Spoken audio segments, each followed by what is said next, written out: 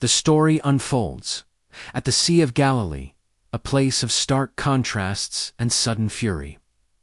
Nestled in the lower Jordan Valley, surrounded by mountains soaring to 4,000 feet, the lake itself lies a staggering 700 feet below the Mediterranean Sea. This unique geography makes it a crucible for violent storms. As cold mountain air collides with the warm, moist air rising from its surface, churning the waters into a tempestuous chaos, it is against this dramatic backdrop that a profound lesson in faith would soon unfold. One evening, after a day of teaching and healing, Jesus instructed his disciples to get into their boat and go ahead of him to the other side of the lake. He then ascended a mountain alone to pray, seeking solace and communion with his Father as evening descended. Meanwhile, the disciples' boat, now far from land, was being relentlessly battered by the waves. The wind was against them, and the journey was arduous, filled with fear and exhaustion. As the darkest hours of the night began to wane, a figure emerged from the swirling mists and crashing waves. Jesus was coming to them, walking on the very surface of the tumultuous sea. Terror gripped the disciples. In their fear, they cried out, believing they were seeing a ghost, a specter of the storm itself. But immediately, a voice, calm and authoritative, cut through the howling wind. Have courage. It is me.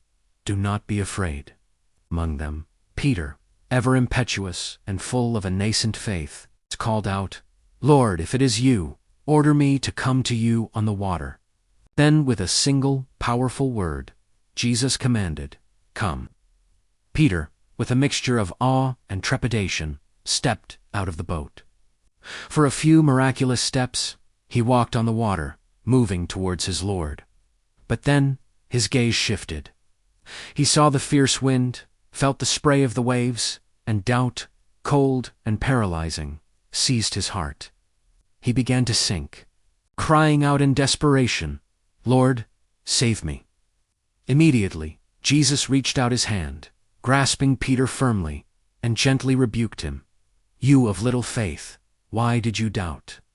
As they climbed back into the boat, the wind, as if commanded, ceased its fury. A profound calm settled over the sea, overwhelmed by the sheer power and presence of Jesus. Those in the boat fell to their knees, worshiping him and proclaiming, Truly, you are the Son of God. After this miraculous crossing, they reached the land of Gennesaret. The news of Jesus' arrival spread like wildfire. People from all the surrounding areas brought their sick to him, begging only to touch the hem of his cloak. And all who touched it were healed, a testament to his divine power and boundless compassion. So, what are the key lessons from this extraordinary story for today's world? A world often fraught with its own storms of uncertainty and fear. The danger of shifting focus.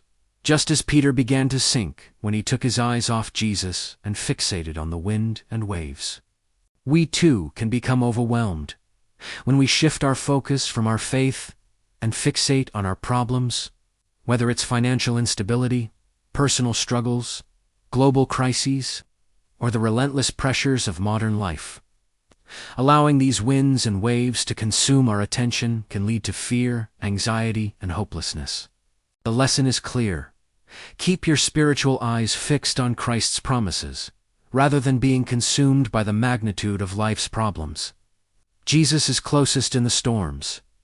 The story teaches us that life's hardships, our personal storms, are often precisely when Jesus comes closest to us. It's in our moments of greatest vulnerability and need that his presence can be most profoundly felt.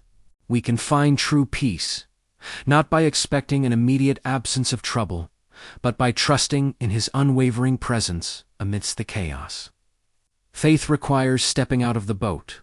Walking on water required Peter to leave the perceived safety of the boat. True faith often demands that we take calculated risks, step out of our comfort zones, and follow Jesus into uncomfortable or uncertain situations. Rather than relying solely on our own strength, or conventional security.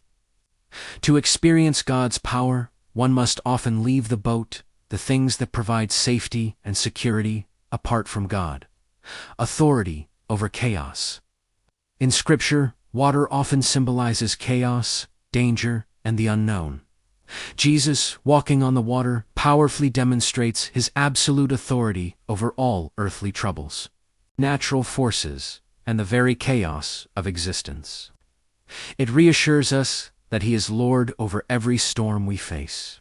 God's immediate rescue. When Peter cried out, "Lord, save me," Jesus immediately reached out his hand. This highlights that God is never oblivious to our needs or even our failures. He is always ready to rescue us when we call upon him in genuine faith. Even when our faith falters. Opportunities for deeper faith. The passage helps modern believers view difficult experiences not as abandonment, but as profound opportunities to see Jesus more clearly, to experience his power, and to deepen our trust in him. It's in these trials that our faith is tested and refined. No fear with Jesus. Ultimately, there is no true fear with Jesus. Not only is he the creator and master of all creation, but he has also conquered what we ought to fear the most: sin, death, and the power of the devil. Through faith, we stand safely in the Lord's presence. By being present with us in word and sacrament, Jesus will sustain us until he takes us to the ultimate sacred space. If you found this dramatic retelling inspiring and these lessons meaningful, please like this video and subscribe to our channel for more biblical narratives and profound insights into faith.